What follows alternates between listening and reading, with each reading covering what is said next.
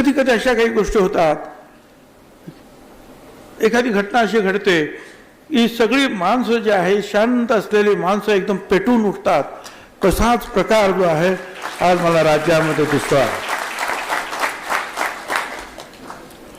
आपण जरी पेटून जरी उठलात तरी आपण पेटवा पेटवी करायची नाही. इथं काल परवा सुद्धा सांगितलं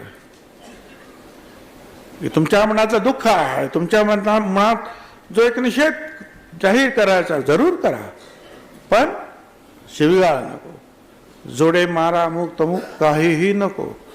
काय गरज आहे त्याची? ही माणसं त्यांना समजतं काय चाललंय ते. ठीक आहे, राज्य करताना सगळ्यांना समजतं काय चाललंय.